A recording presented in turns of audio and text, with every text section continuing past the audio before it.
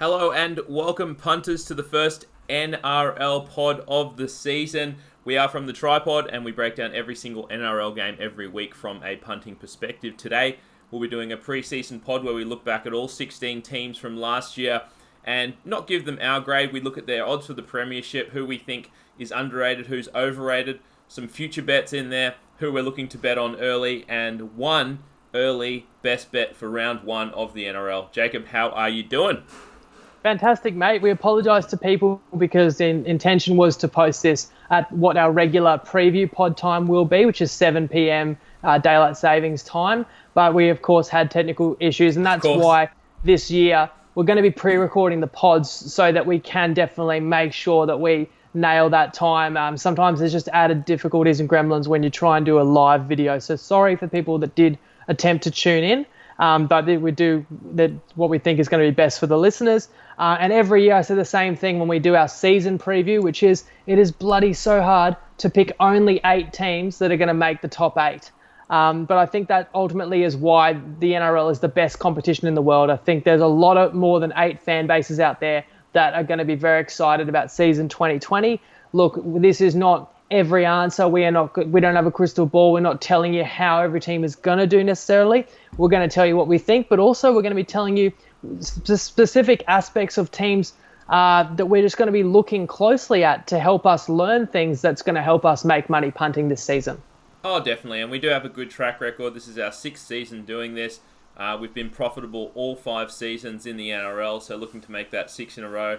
For those that are new to us, the ways that you can follow us, download the free Tripod app, TRYPOD, that's on the App Store and on Google Play.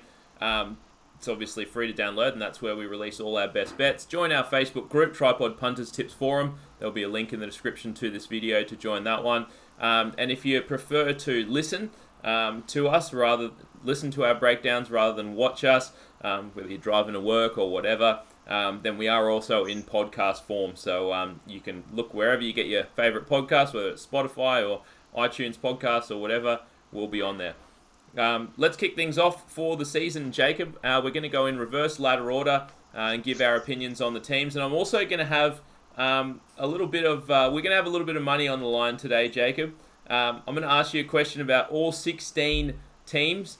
And you have the advantage because you get to choose pretty much a yes or no answer. And you're happy with $200 a question?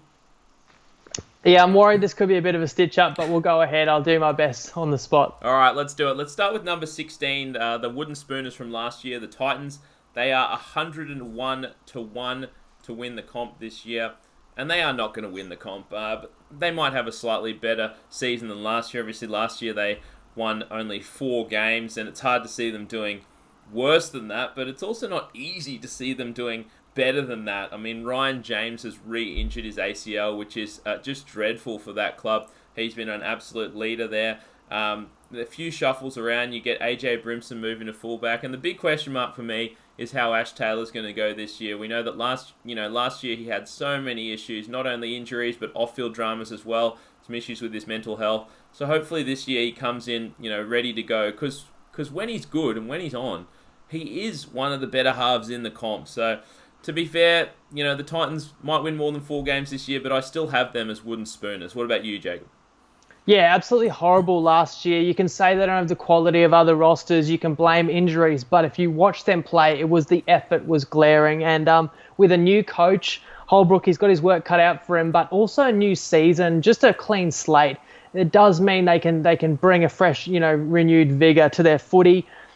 And when I look at their effort, I just wonder, it ultimately comes down to your leaders and your highest paid players. And you look at the big names on this team. Ash Taylor, you mentioned, they recruited Peachy on big money. Jai Arrow is their best player, but he wants out.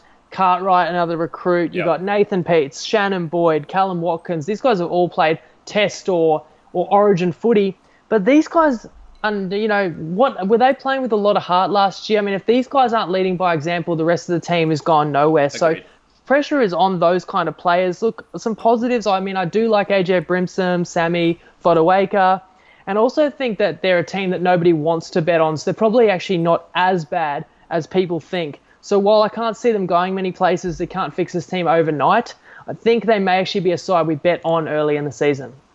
Totally agree. And the question for you, Jacob, that I have for $200 is, will the Titans finish in the bottom two this year?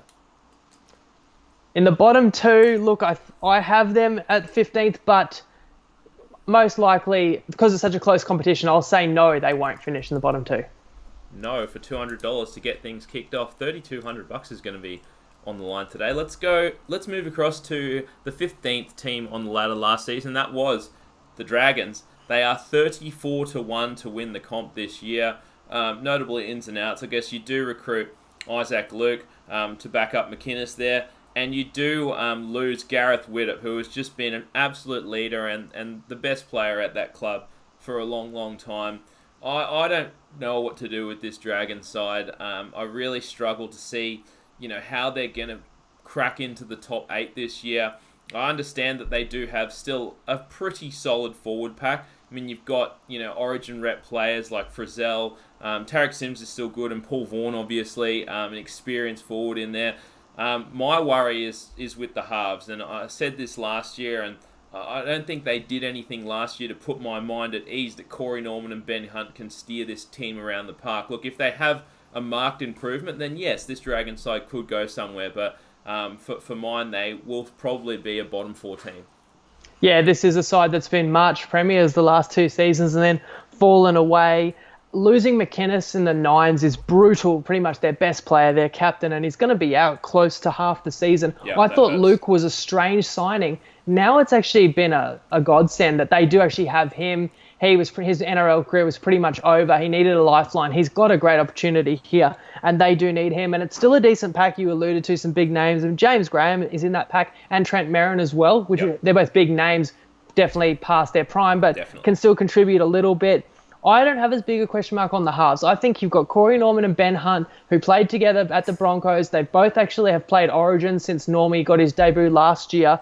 As far as halves combos go, I know they're going to miss Widdop, but now they've got the clarity that those two own the 6 and 7 jersey, and I think that they can play well. But the issue I've got is the outside backs on this team. I mean, you look at fullback is such an important position in the modern game. Zach Lomax, arguably the worst fullback in the NRL. I think his missus is a better rugby league player than him. And the rest of the back line is either young blokes, like really young, like your Saab, your Tristan Saylor, your Ravalawa, or guys who should be entering their prime but have showed me no improvement, like your Ewan Aitkins and your Tim Laffey, Willie Arme. So where's the strike, in the outside backs of the Dragons? That's why I think they're going to be, I've got them as a bottom 4 side, 13th.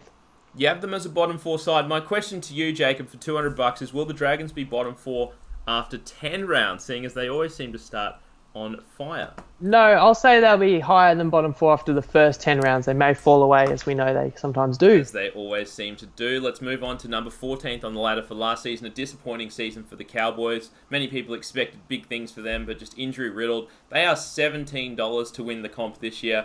And I do have high hopes for the Cowboys this year. I think they're going to have a much improved season to last. I think injuries just crippled them. Obviously, the addition of Valentine Holmes, not only Valentine Holmes coming over, I think he's going to take a little bit of time to integrate, but we know that he was one of the most talented players in the NRL.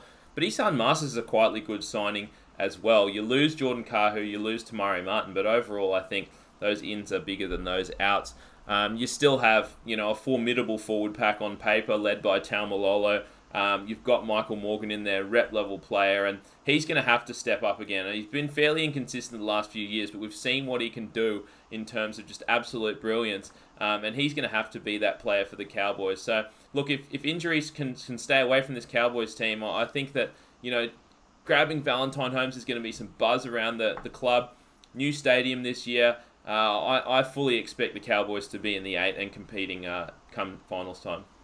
Yeah, and if you like the Cowboys, you're going to be disappointed that they won the Perth 9s because they would have been a little more under the radar, I reckon. Agreed. And you had a guy like Drinkwater who was player of the tournament and was absolutely brilliant. And I like the move of him starting at 5'8", played fullback last year, but obviously you recruit Valentine Holmes in there so that you Drinkwater into the halves. My question mark would be, is he better suited to play with Morgan, or do you leave Clifford, who was meant to be, the heir apparent coming through, who's been blooded, and potentially can Morgan play in the centres like he has in State of Origin? I mean, the last couple of years, the Cowboys' big weakness has really been their outside backs. So while it's great that you sign a guy like Valentine Holmes and Isan Masters, as you said, could be an absolute steal, you still could put Morgan out at right centre as well. So that would be a possibility they're going to have to figure out. You talk about their forward pack. I question how good it really is. I mean, McLean was brought up there as a big name. He has played rep footy, but I haven't seen his best since he left the Storm. Yep. Taumalolo, I think, is the best forward in the comp. But the drop-off when he goes off for a spell, after about 30 minutes in a game until he gets back on the field in the second half is so glaring. They honestly get rolled over in that period of time. Other players are going to need to step up. I just look at their back row and guys like Gavin Cooper, who's getting on a little bit, and Wright, and I just wonder whether they got enough punch in the back row. But maybe a player like Cohen Hess can rediscover the form that got him in the Origin arena. I really battled with them. Ultimately, I have them in 10th because I've got a logjam right on the fringe of the 8. So I have the Cows better this year than last year, but narrowly missing the 8. So, well, this will be an easy question then, because my question to you for $200 is, will the Cowboys make the 8? So I'll say no. Fair enough, and I will say yes, so it's an easy one for me to Barrack. We'll start with 13th on the ladder from last season. It is the New Zealand Warriors, $34 to win the premiership this year. Nothing much of note to discuss in terms of off-season transfers, and I can safely say that I don't know if any Warriors fans are actually saying, this is our year this year, because I really don't think it's going to be the case. A woeful season from the Warriors last year, but look, if you're a Warriors fan, and I still think they're probably going to be bottom 4 this year, but if you're a Warriors fan, there's some things to be hopeful about. One, you had a horrific start to last season. You won 2 games out of your first 2 months, and we know what this Warriors team is. They're a confidence team. When they're playing well, they play better, and when they're down on themselves, they play shit. And I think that start of the season, it's so hard to get up for the rest of the season when you're 2 wins out of your first 8. And you pretty much have sunk your hopes of making the finals at that point. So I think they'll be looking to have a better start to the season this year. Tohu Harris, one of their better forwards, was injured for the back half of the season. He's going to be ready to go for round 1 this year. Nikorima's had a full off season to train with the Warriors now, so he should be improved as well. The question, we all know RTS is an absolute beast. The question mark for me, Jacob, and maybe I'll throw this to you, is who would you actually put in the halves? Because I think everything that I'm hearing is that Blake Green and Nikorima are going to start in there. I actually don't rate Blake Green that highly. I think he's pretty much past his prime at this point, and I think from a Warriors standpoint, you kind of know that you're not contending for a premiership this year, so why not just start with what you think are going to be the halves of the future, which should be Nikorima and Chanel Harris-Tavita? I mean, I personally always thought the Nikorima signing was a strange one because Chanel Harris-Tavita really showed he had talent to kind of follow in the footsteps of Sean Johnson. I would probably play Nikorima as the utility in 14 so that Harris-Tavita can get a start. Look, this team actually makes me want to talk about one of the new rules in 2020, which is going to be fascinating and will play a big part in deciding games. And that is the new rule that you can't tackle anyone in the air, even an attacking player catching a bomb, where you used to be able to tackle attacking players. And that just means having like really athletic outside backs that can jump and grab a ball at a high point, and then literally you can't lay a hand on them until they hit the ground, is going to be such a weapon. And the players that come to mind straight away is like a Kenny Mamalo and a Dave Fusatua. And I know the word has come out that they're looking to slide Fusatua into the centres, but you can still, kick a bomb to your centres and they're jumping against back rowers, whatever the case may be. And look, the fact is, as well as RTS, you obviously mentioned the captain who, lays it all out on the line every week. And last year, I would not have blamed him if he walked out on the team, the putrid efforts that were going on around him. But there's just not a lot to like outside of those, big 3 outside backs. Talk about the halves are so-so, and we don't know what their best combination. And to me, the forward pack is just not good enough. I mean, as well as Jazz Tavanga, who I really like, he's got an ankle injury to start the year. They lost a Foa with an ACL. They've let Sam Lasone walk. Tohu Harris, I like him, but I've never seen his best since he left the Storm. And I'm not relying on players like Adam Blair to lift the team when he's so inconsistent. So I just don't see enough. In fact, I have him winning the wooden spoon. Interesting. Well, this will be an easy question for you then. Will the Warriors win 10 or more games this season? I'll say no, they won't. Obviously a no if you have them winning the wooden spoon. Let's move on to the team that finished 12th on the ladder last year. It is the Canterbury Bulldogs, and they are 34-1 to win the comp this year. They do bring in Joe Stimson and Sione Katoa, and they lose your mate, Jacob, Michael Leacher. I've been no secret that I hate the Bulldogs. I've hated their style of play for the last few years, but they seem to open it up a little bit more at the back end of last season, and they were arguably one of the better teams. They were playing certainly at a top 8 level through the back half of the year, or especially those last 2 months of the season. I think they would have gone like 6 of 8 or something down the stretch the last 2 months of the season.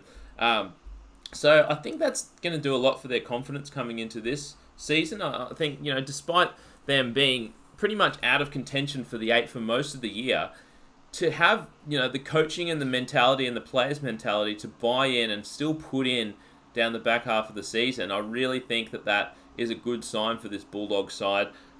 They are still pretty talent devoid, and Kieran Foran getting injured for a long period of time doesn't help as well. Lachlan Lewis is going to need to step up there and make the jump to the next level. It's still a pretty solid forward pack. Ultimately, it's probably a team I'm looking to bet on early in the season. I think, still bringing that confidence and that momentum from last season through. But at the end of the day, I don't see the Bulldogs making the 8. I actually disagree with betting on them early in the season, and here's why. And you mentioned how well they finished the year. I mean, that was awesome. Not only did they win roughly 6 of their last 8 games, they were underdogs in just about all of them. And this wasn't the first time. They did the exact same thing to end the 2018 season. They were out of contention, and then they actually finished this year really strong and taking some big scalps. And I guess you've got to ask the question, well, what changed, or why did they do that? And look, part of it was they started playing better footy, but also they ambushed sides. They played sides that completely underestimated them. They played teams that had, were looking ahead to bigger games and to finals games. And then they also played teams that had started to mail in the season, that were dropping their energy level, that were battered and bruised. And you come up against the Dogs of War and just had a really horrible night at the office, and they got a lot of results. You don't get that same kind of phenomenon to begin a season, because everyone's back to square one, everyone's putting in effort, everyone's enthusiastic, and it shouldn't be people taking sides for granted as much. But look, there was another big change that happened with about 2 months ago last year. It was the mid-season addition of Wateni Zelezniak, and he was monstrous. And I spoke before, we talk all the time, that fullback is such an important position, and when you have a great one, and he honestly is, and he's captain New Zealand, made a huge difference. And they've got young outside backs that play well, and I'm looking forward to see how they go again this year, because I think there's improvement in a lot of those outside backs. Forward pack I do like. I mean, it's brutal to lose Chris Smith to that ACL in the All-Star game. But you still have Napa, Harawira and Naira should have a big year. Josh Jackson, the captain, always is monstrous. Adam Elliott, the recruits, Stimson and Britt that you mentioned there. The weakness to me is the halves and really the whole spine. Wateni Zelezniak is great, but very young. Your halves combo, Cogger and Lewis, is a very young combination, and then throw in the hooker Marshall King. Does that cost them a few close games? It may well do. I still have them doing all right. I got them finishing 12th. You have them finishing 12th, so in that case, when I ask you for $200, will the Bulldogs finish in the bottom 4? I'm probably going to say no. I'll say they won't. Excellent. Moving on to the 11th place team of last year, the Newcastle Knights. They are 26-1 to win the comp this year. A few big losses. They lose Sean Kenny-Dowling, they lose Jesse Ramey, and rep-level player, and they bring in Jaden Brayley. Ultimately, this Knights team, I still do not think they're going to make the 8 here. Ponga's still up in the air in regards to his contract. He's wanting big money and supposedly has been offered very big money to stay with the Knights. So I do think he's going to be staying there for the foreseeable future. Mitchell Pearce is still serviceable in the halves. He's not a game winner necessarily, but if he can stay healthy for the season, then he's certainly serviceable in there. The forwards are still very good, despite Sean Kenny-Dow leaving. They still have Clemo is arguably the best middle forward in the game at the moment. Guys like Glasby and Guerra might not even get a run in this Knights team. That forward pack is pretty solid. The one I guess concern for me is the outside backs, and I think their outside backs were pretty weak last year, and Jesse Ramian leaving just compounds that. So ultimately, I think the Knights just miss out on the 8 again.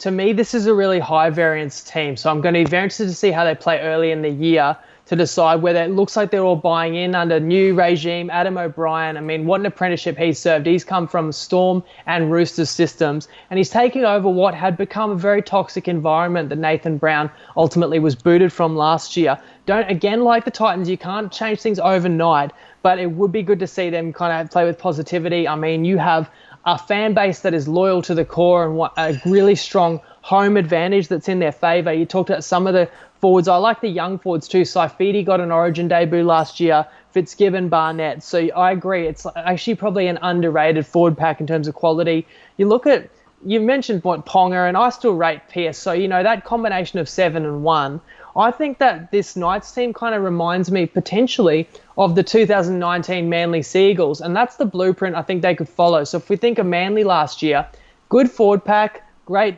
halfback, great fullback, and what we all wrote Manly off last year because they had no names in the outside backs. You had your Ruben Garrick, your Brad Parker, your Moses Sully.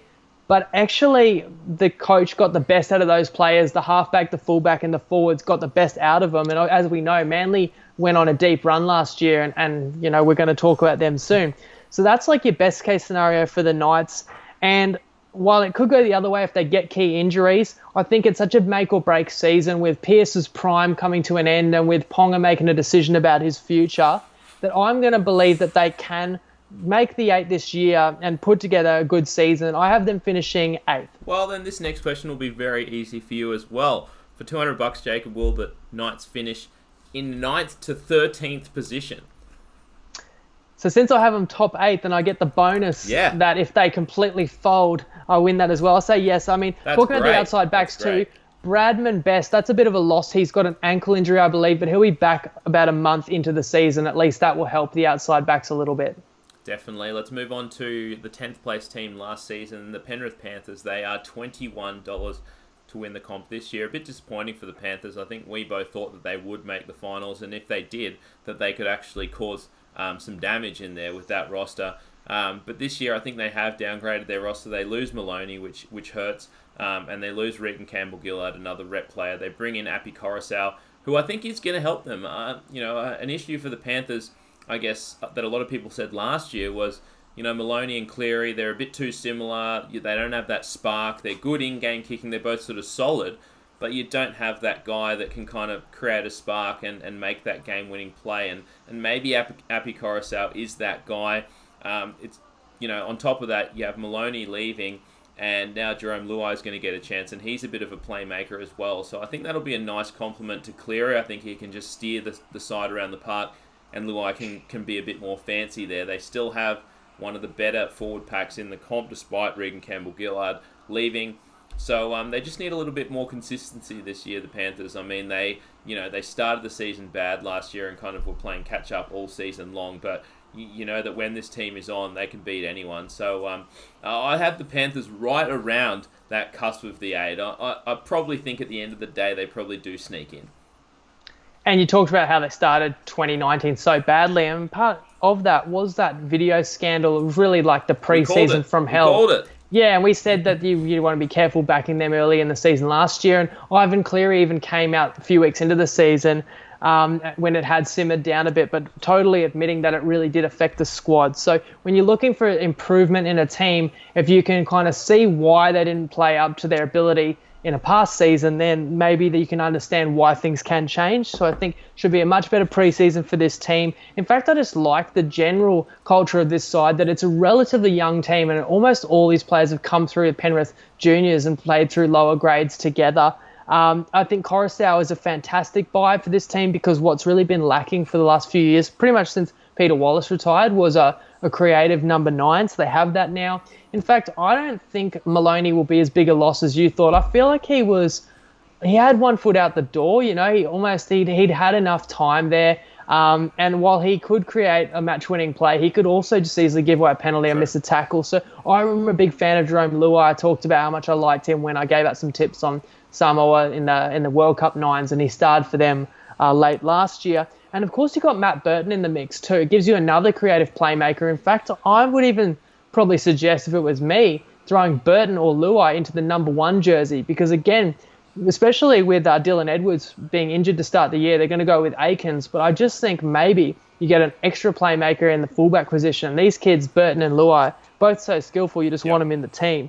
When I look across the park, look, they don't have a great deal of like standout players. I mean, Viliame Kikau is one, and the issue with him was they became too predictable when they went to the left side that it was going to be a play involving him steaming onto the ball. Right. If they can get a little bit less predictable with that, obviously he is a match winner. But apart from that, I see like a squad that's got good depth in the backs and the halves and the forwards as well. I can't wait to see it like blokes like Liam Martin go around against it. I think they can cover what they're losing in RCG. So ultimately, I am picking this team to make the 8. I have them 7th. And this is our first best bet of the season. We are taking it a very early best bet because we're 2 weeks away. But we're going to take the Panthers plus 8.5 against the Roosters at home at $1.90. You'll find that one on Ladbrokes and on Neds. Get on that one quickly because it's pretty much 6.5 in every other spot. Jacob, my question to you. You've answered no to every single question I've asked you so far. So my next one, and I'm assuming this one will change, will the Panthers make the 8?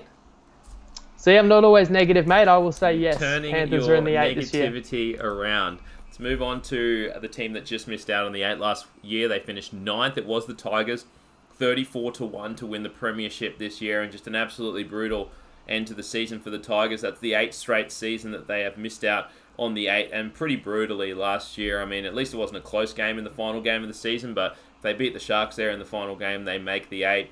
And it was at Leichhardt. Yeah, and it was at Leichhardt. So pretty brutal if you're a Tigers fan. In terms of player movements, I guess you pick up BJ Leilua, you pick up Adam Dewey and Billy Walters, and you lose out, though, on Isan Masters, who I think is very good, Ryan Madison also, and Robbie Farrow, obviously. So in terms of the Tigers, I think you've probably lost out a little bit more than you've gained in terms of recruitment. And it'll be really interesting, I guess, to see how the spine shakes out, because you have a lot of guys that are going to be vying for spots there. Obviously, you picked up Dewey. You bring in Billy Walters as well. You've still got Benji Marshall there. You've still got Josh Reynolds at the club, and you've still got Moses Mbaya. So it'll be interesting to see how that all shakes up. The forward pack is the worry for me. And ultimately, I just think that, after the heartbreak of last season, I know that Tigers fans will say we got a little bit closer last season. This will be it. I think they have downgraded a little bit. I think they won a lot of close games last year. They probably overperformed slightly, and I do not have the Tigers making the 8 this season. What about you, Jacob? Yeah, this is the longest suffering finals drought. Even the Gold Coast Titans have been in the finals more recently than the Tigers. How long does it go back? About 8 seasons? 8 seasons. Since Tigers played final footy. Not only that, 3 of the last 5 years finished agonisingly 9th, including last year. So much worse. It's almost worse to finish 9th than 15th. Yeah. And I'm here to tell you, I think they go worse than 9th this year. I think they did, to an extent, overachieve the last couple of years. Even go back 2 years ago when Ivan Cleary coached them, they didn't have a lot to admire on the roster. Yeah, but a lot of close wins, and then Madge took over, and it's the same style. It's a grinding style, and it's, credit to them. They play tough and gritty and great defense, and it allowed them to win, a decent share of close games. But I agree with you. I don't think the roster got better. I think losing Madison, that one hurts. And you recruit, like, you're just not spending money on that pure talent and match winners that other teams have. Like, you get a guy like Dewey on a pretty solid contract. But to me, he's just an okay player. Like, he can fill in at fullback, and he's versatile. But it's not really that guy that moves the needle for them. Even the captain, Mbaya, is another guy who's okay, but is not great if you're making $1 million. Yeah. I don't really expect much is going to come out of Josh Reynolds this year. He's been kind of injury and form plagued, but he's on some money there too. And I just think, and you BJ Leilua as well. And I'm going to keep calling him BJ, even though everyone calls him Joey now. Do not let the BJ die. At the end of the day, Ricky didn't want BJ. Ricky said, you're not good enough BJ for this Raiders team. Square. Yeah, so he sent him packing. So look, his brother Luciano is actually at the club too. And I mean, if those guys are fit, on their day they can be great players. But I question it. So ultimately, while Madge love them playing tough, I just don't see enough quality to get in the top 8. So you're down on the Tigers, Jacob. My question to you is: will the Tigers win 10 or more games this season? And I will say, no, they won't. Fair enough. Let's move on to the Broncos. They finished 8th last season. They're 19-1 to win the premiership this year. We all remember what happened to them, getting bounced by the Eels in the first round of the finals last year. So I guess there's higher hopes for the Broncos this year. That was a horrific year by Broncos standards, after I think they started the season as second favourites to win the premiership last year. They bring in Brodie Croft and Jordan Kahu. They lose Matt Gillett and James Seguiaro, amongst others. But Brodie Croft, I think, is an interesting addition. I think that he's going to help. It's going to take a while for him, I think, to kind of gel there, as always with new halves there. But I think it's going to allow Milf to play a bit more of his brand of footy, and we've seen what Milford can do. Obviously, he hasn't been that player for the last couple of years or so, but I think that Brodie Croft will bring, kind of that solid Melbourne Storm kind of play, and allow Milford to play a bit more of a free-flowing style that that he's so well known for. It's still one of the best forward packs in the comp on paper. They have some great young forwards over there. You've got David Fafita, obviously, who's playing like a monster. Payne Haas, Pangai Jr., all these guys that, should only get better. I mean, they were very, very good last year, but they're all young and they should all be much improved this season. It's a really good-looking team on paper, and I know that people kind of are a bit snake-bitten after last year because it was a good-looking team on paper and they shat the bed, finished 8th and then got bounced. But I think, Alex Glenn as captain, that should, revitalise him. I hope that Darius Boyd gets a few runs in the early couple of rounds and then, they see how terrible he actually is and he gets demoted to reserve grade. That would be ideal for the Broncos, because I don't think there's a spot for Darius Boyd in the 17 here at the Broncos. But ultimately, I do think that they make the 8, and I think that, they could contend this Broncos team if everything shakes out right for them. Yeah, last season probably wasn't that much of a failure, except for just the awful taste in the mouth that a 58-0 they were demolition favourites leaves. For the comp. Yeah, but I think then they started slow, and certainly Seabold was the first to, keep reminding everyone that it was his first year there and it was a young team. They had all the excuses for sure. But you're running out of excuses this year, and you talk about, that young forward pack. It's the envy of the competition, and you didn't even mention Offengawi, another guy played Origin for Queensland, and I think Glenn, who I thought would be a little bit struggling to hold his spot, now being named captain, he's going to have a big year. You didn't even mention other young guns like Carrigan and Flegler. So the forward pack have got no dramas. They're going to run over teams. I've got more question marks on Brodie Croft, because he's being spoken about like he's the man, he's the big off-season addition to right the ship. Look, they haven't signed DCE or Mitchell Pearce. True. They've signed a young, promising halfback who wasn't quite good enough to make the Storm 17 the last 2 seasons. It's a lot of pressure. I mean, and I really do question, do we know for sure he's that much better than Dearden? Because I thought Dearden did okay as an 18-year-old coming in last year. Yes. But so I don't know. So we'll see how Croft goes. And in fact, the question marks just continue for me. The whole back line. Jack Bird has recently been announced the fullback. I'm not completely sold that he is a fullback, that he has the speed to play that position. Darius Boyd is still in the centres in this team, and I really don't know if that's the strongest back line. Hopefully if he's in the centres, then either an Azarko or a Coates or an Arthurs is not in the team. So I'm confused. I mean, the kids I like, Katoni Staggs for sure, and Corey Oates doesn't let you down. But getting those combinations right, I see this team a little bit like the Knights, very high variance. If they get it right, they can be a top 4 side. If they get it wrong, they miss the 8. I really struggled. I had them right on the cusp, but look, I've put Brisbane, even though I've grown up a Broncos fan, I have them 9th in 2020. And time to put your money where your mouth is, Jacob. Will the Broncos make the 8 for $200? I have to say they won't. I know it is. It's going to be pretty much a coin flip, but I'm saying. Well, at least I think they'll make the 8, so it's easy cheering for me. Let's move on to the 7th place team of last year on the ladder, the Sharkies. They are 19-1 to win the premiership this year. The one big off-season recruit is Jesse Ramian coming over from the Knights, but you lose a few guys like Gallen, Jaden Brayley, Fecky, Cole Flanagan, obviously, as well. So all in all, I think it's probably a slight downgrade for the Sharkies, even though like guys like Gallen, I think he was more just a leader in the clubhouse and not so much on the field. It's a good pickup with Ramian, to be honest with you, because I mean the amount of injuries that they've had to all of their players, especially like Dugan, that Jesse Ramian can slot in there in the centres and relieve some of that. But ultimately, I I really worry about this about this Sharks team. I looked at them and I said, this is a great team on paper. And I said, look, they've had some terrible injury luck last year. They had Moylan injured, Dugan injured, obviously Sean Johnson injured.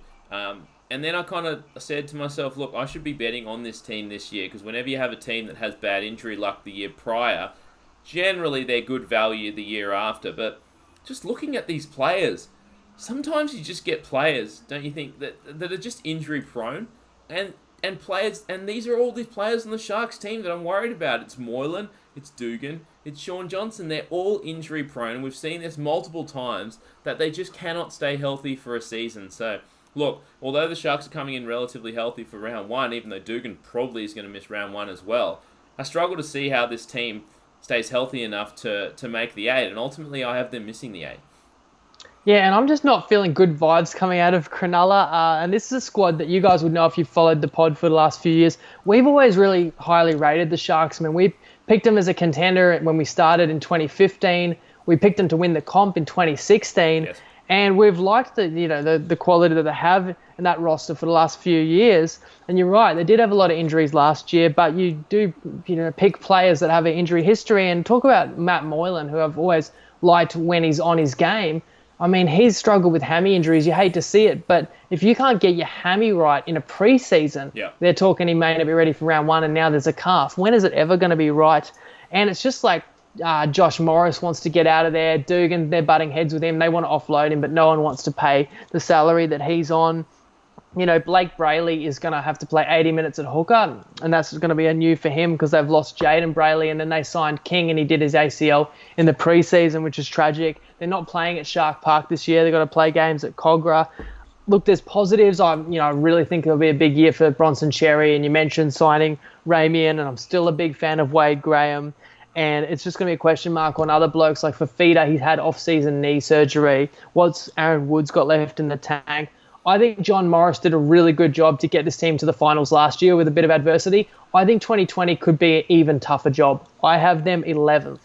And that makes it an easy question for you, Jacob. Will the Sharks make the 8? So I got to say That's no. An obvious no, and it is an obvious no because one of our future bets that we will be giving out today is the Sharks to miss the 8, and that is $1.95. You'll find that one on Ladbrokes and on Ned's. We like that bet for all the reasons that we mentioned previously. Let's move on to the sixth place team of last year, Manly. They are $13 to win the comp this year. They add Danny Levi, and you have a couple of outgoing players, notably Kane Elgey and Api Coruscant. I don't know what to do with this Manly team. They had a really, really good season last year, and it's kind of only injuries that derailed them late. I really thought that they were making a run to possibly make the grand final. DCE had a very, very good year. And Tommy Turbo just struggled with injuries throughout the season.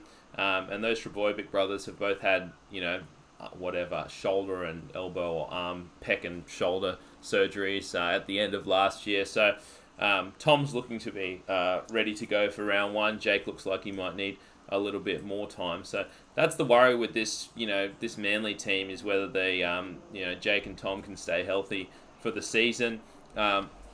I think that Dylan Walker is going to be a big one for this Manly team. I think that moving to 5/8 and having a full off season of training with this Manly side in that position, I think is going to be a big help to him. They've everything you hear out of the Manly camp, especially from guys like DC, and obviously he's a little bit biased, but he's saying that Walker's been practicing his passing, practicing his in-game kicking, all that sort of stuff. So I do expect him to be much improved at the position. I just worry that maybe, I think Manly are going to do well this year. I just worry that the $13, might be a little bit too low. I think, maybe many people are thinking that Manly is going to have a good season this year. So I don't know. I think that the $13 is probably a little bit short, even though I think that Manly is a very solid team.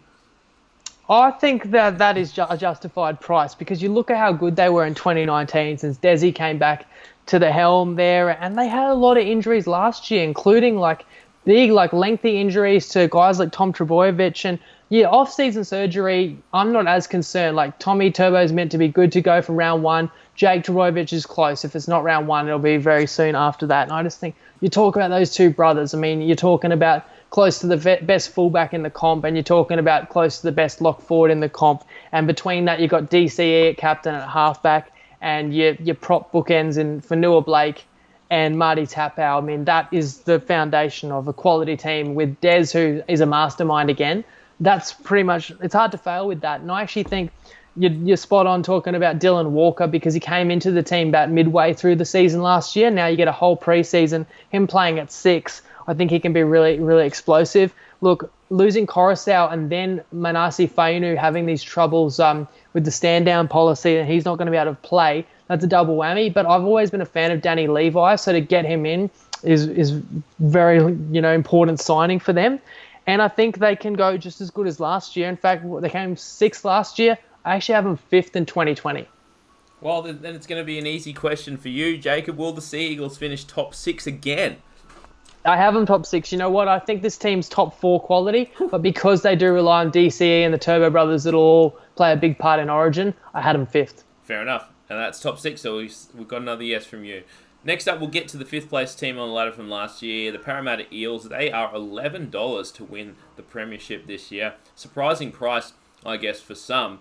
But really, I do think that this Eels team is an absolute contender this year. I think they've upgraded their roster in the off-season. They add, rep player in Regan Campbell-Gillard. They add Ryan Madison as well. And you lose Tim Manor, who's not a huge loss, in Manu Ma'u. I guess, that's more than replaced with the inclusions that you've got in the off-season.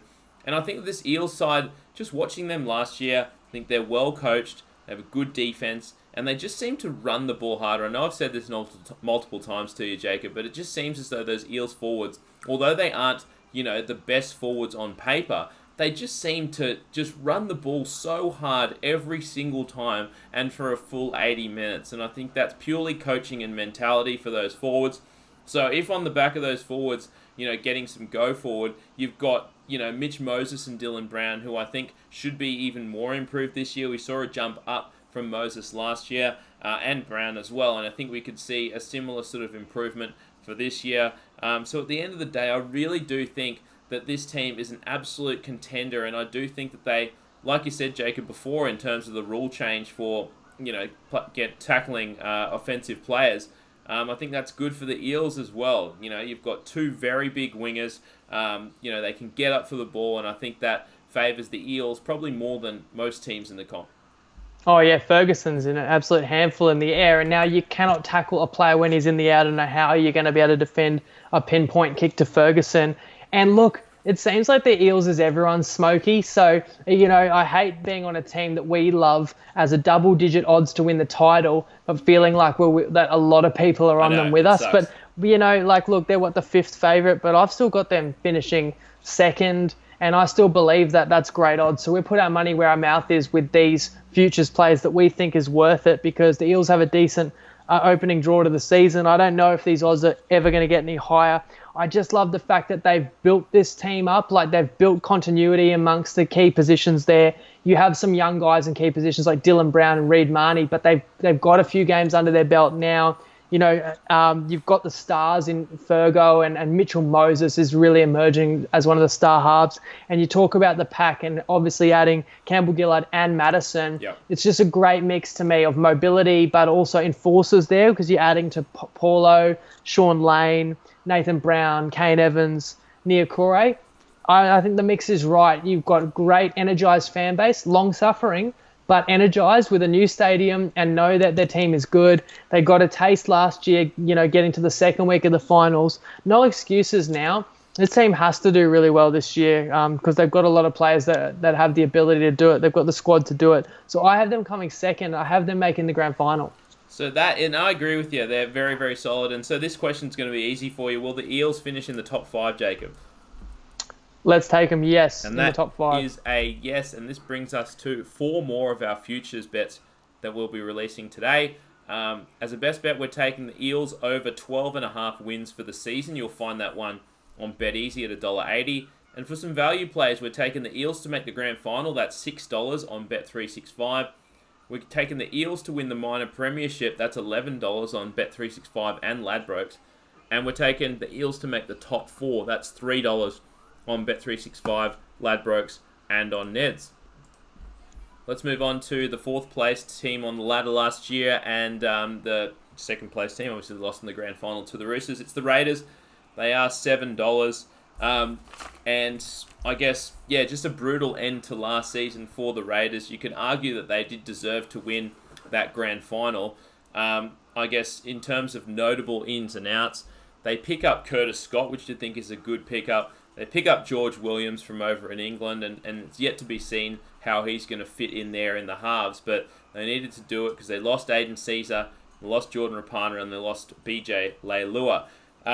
I am actually not necessarily down on the Raiders. I still think they're going to be a very, very good team this year. But I just worry, first of all, about a bit of a Super Bowl hangover for the Raiders. You came so close and arguably got a couple of bad calls there in the grand final and lost it. I do worry about the mentality about this Raiders side because they've been down for quite a few years, and it's kind of easy to say, well, we've been down for so long. This is the year. They got so close, and I just wonder if it's going to be a bit of a letdown for the Raiders. I worry a little bit about George Williams coming over and how quickly he's going to integrate. Obviously, it does take time in the halves there, so I would think that the Raiders will start off a little bit slower probably than everyone thinks that they will. And that right edge is a worry as well. Obviously, Leilua and Rapana had a good thing going over there. So, look, in terms of the Raiders being $7, maybe it's fair, maybe it's not. I just think that they probably start the season a little bit slower than most, and if anything, I would be looking to bet against this Raiders side early on in the season rather than on them. It's a fair concern. You do see it time and time again. A team can catch lightning in a bottle and make a grand final run. They fall short, and it's not always repeatable. And I mean, the Raiders got pretty close in 2016. Yes. Fell short in a prelim and were useless for the next 2 years. But I think what they did in a fantastic 2019 is repeatable. Question whether they can be better. That's another story, but I think they can get themselves in the mix. Now, what's not going to help is this injury to Bateman and having to have some shoulder surgery, but I think he's going to be back in a couple of months, and I think that he can re-energize the side just like he did last year when he returned from injury, that when he gets back in the side, that's going to give him a boost. I think they've got enough depth around him. I mean, talk about George Williams coming into this team. Look, he's a very different half to an Aiden Caesar. But the thing is, they didn't really lose Caesar. They went out and recruited Williams to bring him, and then Caesar had to leave. So they believe he's better. I mean, you got Whiten, who I think is going to be even bigger and better in 2020. I went and watched them train pre-season. They did a camp at the Sunny Coast, and he leaps off the field. When you're watching them, he stands out. I mean, he looks like bigger and more staunch than the others. He glides around like a gazelle, and he looks aggressive. When he gets the ball at first or second receiver, he is jagging straight back at the line, and he can run over people. I think he has a big year. I think the loss of Rapana and Leilua sounds worse than what it is, because people think of the Raiders were great last year and those two were, when they're at their best are so good. The truth is they were at their best in the 2016 run. They were both okay last year. In fact, Leilua, really, Ricky made the choice to let him go, as I said before, and Rapana had better seasons. And the emergence of Simonson and the signing of Scott pretty much just covers that right edge, right side, outside backs there in itself. So, look, in terms of getting up for games, I think there can be a hangover effect that they're not going to be as amped early in the season after playing all the high stakes. Also think the Raiders aren't going to sneak up on anybody, but what they gain is that camaraderie and that belief that they can gut out some matches and win some matches that they really shouldn't, because they did it last year. So that all sorts of cancels out, and I have them finishing fourth again. And I have a bit of a different question for you, Jacob, for the next $200. Will Croker be a top 2 point scorer this year? I will say no, he won't. Okay. And my reasoning being that the new identity of the new Raiders is that they can win games low scoring, not like back in the day where they'd win a game 36-34. That is a fair call. Moving on to the team that was third on the ladder last season, it is the South Sydney Rabbitohs, and they are $9 to win the comp this year. Some notable off-season transfers here for the Rabbitohs. The big one is Latrell Mitchell coming over from the Roosters. And the big losses are obviously Sammy and George Burgess, and you lose Adam Dewey as well. Look, Latrell Mitchell is a polarising guy, and I know it's going to take a little while for him to settle into his role. there at fullback. A lot of people heaping shit on him for a couple of bad plays against the Dragons there in the Charity Shield. But ultimately, I still do think he is one of the most talented players in the NRL. He was the best centre in the comp last year. And I do think he's going to work his way into that role. And I think it can't be a bad thing to get the ball into Latrell Mitchell's hands a little more often, which I think he will have there at fullback.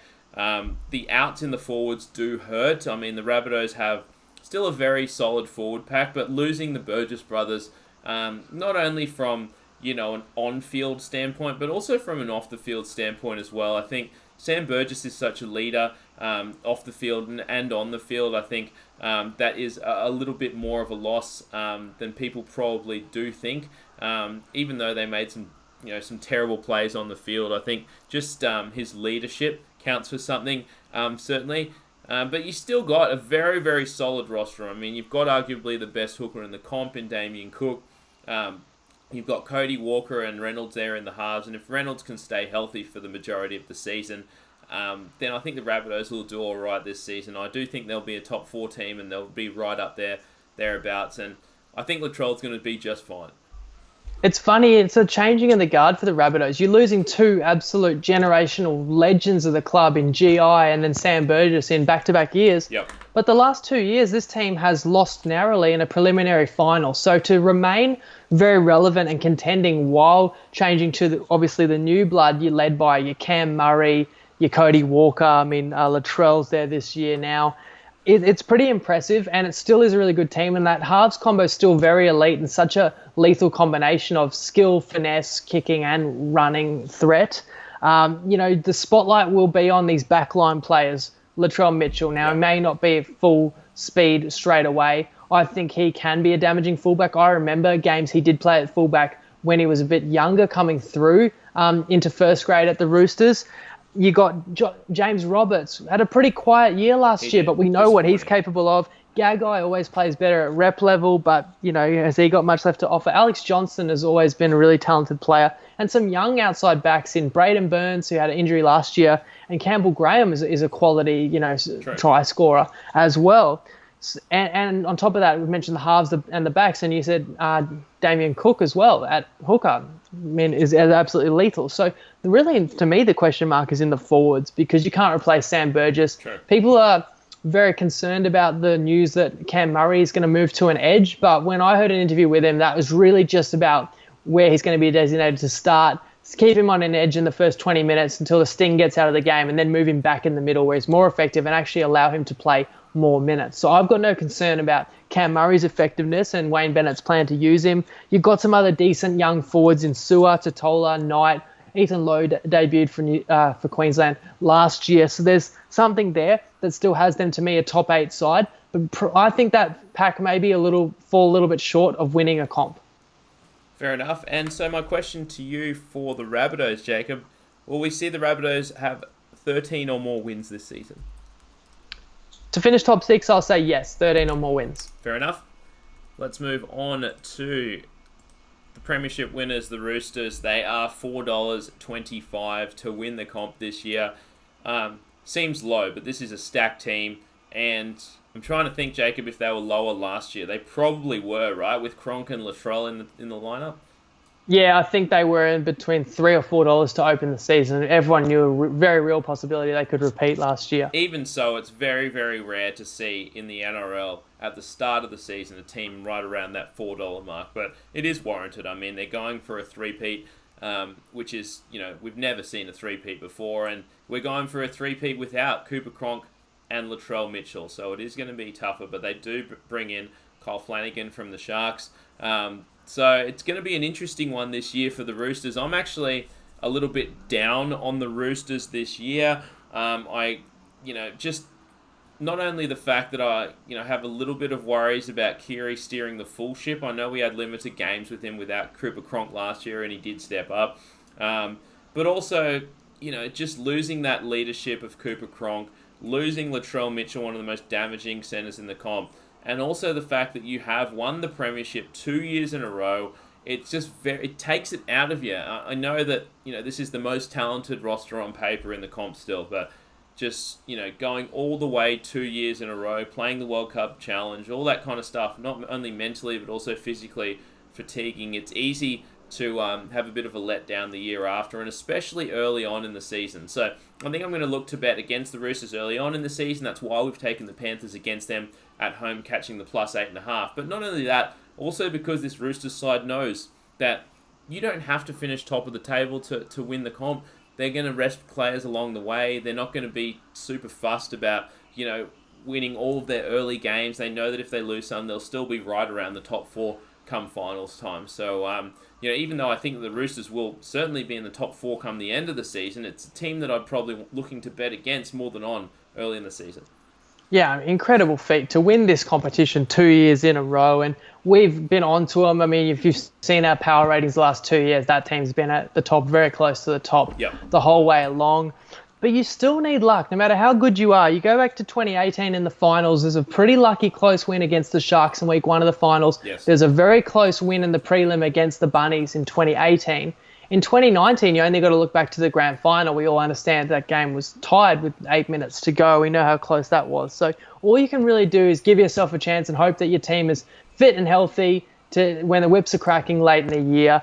And they understand that better than anybody. And they play chess, not checkers. And that's why you have like Boyd Cordner sat out of the World Club Challenge last year. There's games a couple of weeks ago. But last year, marquee game, Friday night, the Mitchell Pearce revenge game against the Roosters. Oh, it doesn't matter. We're going to sit out Cronk. Yep. Like, they're playing the long game. They understand, especially when you do have so much club success. Not only is there that toll, but more players get picked for rep games and play Origin and everything like that, which is grueling. So they negotiate that well, and it does mean sometimes they don't always put their best foot forward in any given 1 week.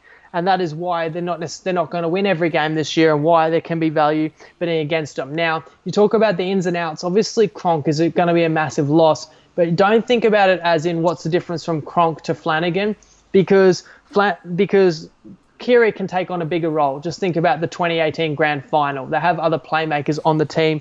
And while Latrell Mitchell is absolutely a loss, and I think that him being out of this side lowers their ceiling, he had some inconsistency last year. He had a little bit of that groin injury that hampered him a bit.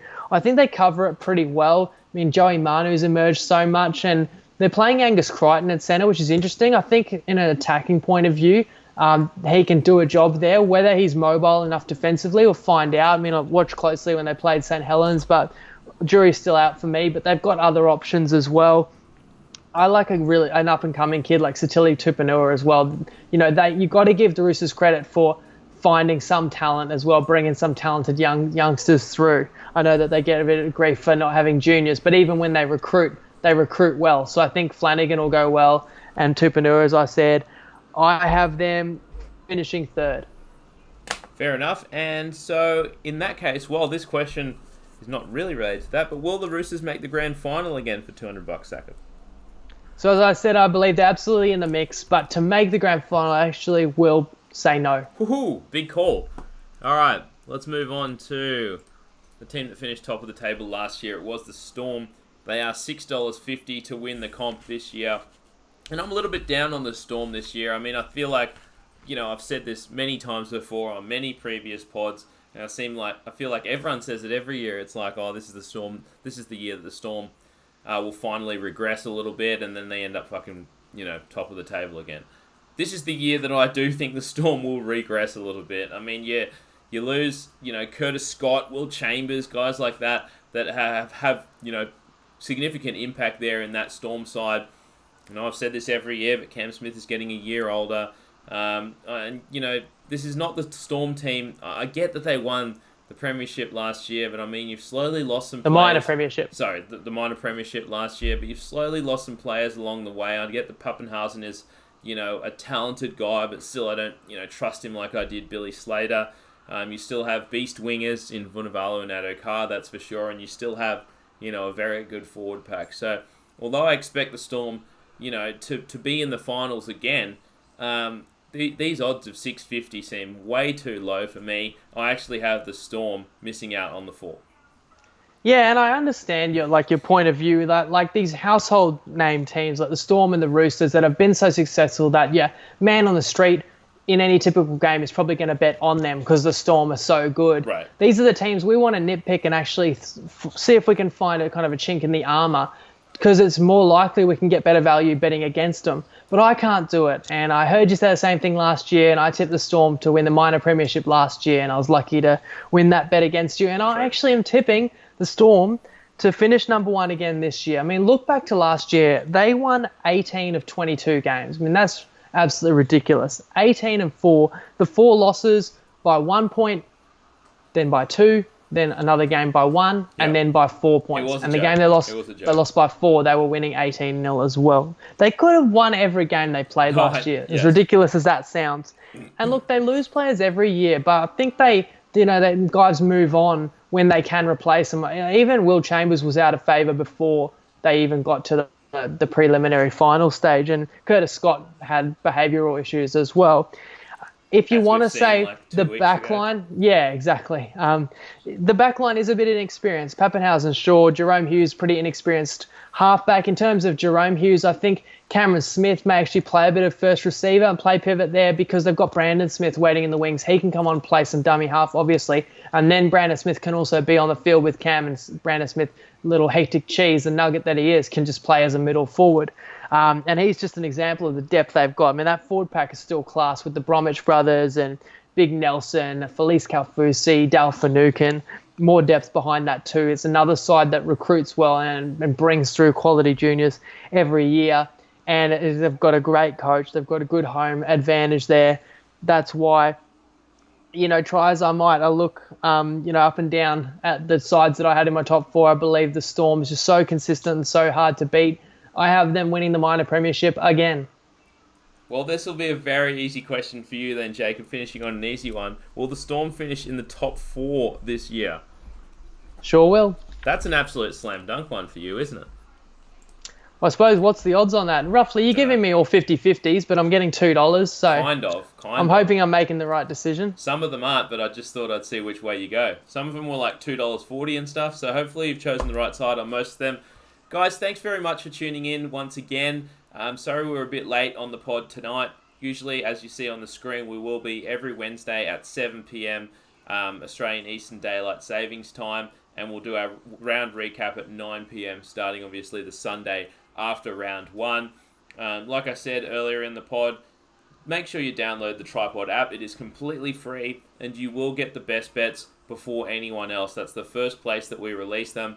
And a lot of the time they move during the podcast, so we've decided we will be releasing our best bets in the Tripod app first to reward people that do have the app. Make sure you join our group as well for our game threads and other tips and all that kind of stuff, banter on the games, etc. That's called Tripod Punters Tips Forum on Facebook. And that's pretty much it. Jacob, anything you need to add before we get out of here? Oh, thank you, mate. It's been fun sharing our thoughts and our predictions for 2020. People who are watching this video, feel free to share your thoughts. I mean, it can be a fool's errand making predictions in such a close competition. A lot can change, and we don't marry our opinions. We watch every game, and we're going to, be fluid in order to make money, and that's why we break down the games every single week, as we will be in 1 week's time. And we have made money, as we said, 5 out of the last 5 years, so we're looking to do that again this year. Thanks again for your support and tuning in, guys, and we will catch you next Wednesday at 7 p.m. to break down round 1. See you then. Lego.